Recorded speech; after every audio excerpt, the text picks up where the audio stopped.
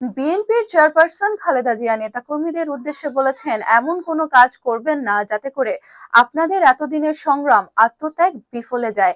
আজ বৃহস্পতিবার দলের বর্ধিত সভায় ভার্চুয়ালি যুক্ত হয়ে এই নির্দেশ দেন তিনি আরো বলেন, আমি চিকিৎসার কারণে যুক্তরাজ্যে অবস্থান করলেও সবসময় আপনাদের পাশেই আছি।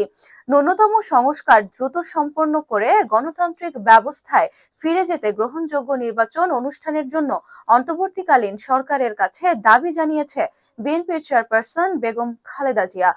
দেশ সংকটময় সময় অতিক্রম করছে মন্তব্য করে বিএনপির চেয়ারপারসন বলেন, সমন্বিত আন্দোলনের ফলে ফ্যাসিস্ট শাসক বিদায় নিয়েছে, একটা অন্তর্বর্তীকালীন সরকার গঠিত হয়েছে। তাদের কাছে জনগণের প্রত্যাশা রাষ্ট্র মেরামতের ন্যূনতম সংস্কার দ্রুত সম্পন্ন করে গণতান্ত্রিক ব্যবস্থায় ফিরে যাওয়ার জন্য সকলের কাছে গ্রহণযোগ্য নির্বাচন সম্পন্ন করা।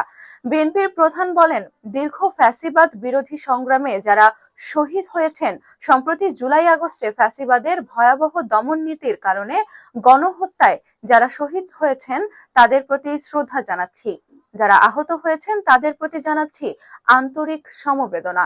আমি চিকিৎসার কারণে যুক্তরাজ্যে অবস্থান করলেও সবসময় আপনাদের পাশেই আছি। খালেদা জিয়া বলেন, দীর্ঘ 15 বছর গণতন্ত্রের জন্য, আমার মুক্তির জন্য আপনারা যে নিরন্তর সংগ্রাম করেছেন এবং অসংখ্য নেতাকর্মী প্রাণ দিয়েছেন, গুম নির্যাতনের শিকার হয়েছেন, সোয়া লাখ মামলায় জড়িয়ে ন্যায় বিচারের জন্য এখনো আদালতের বারান্দায় দৌড়াচ্ছেন।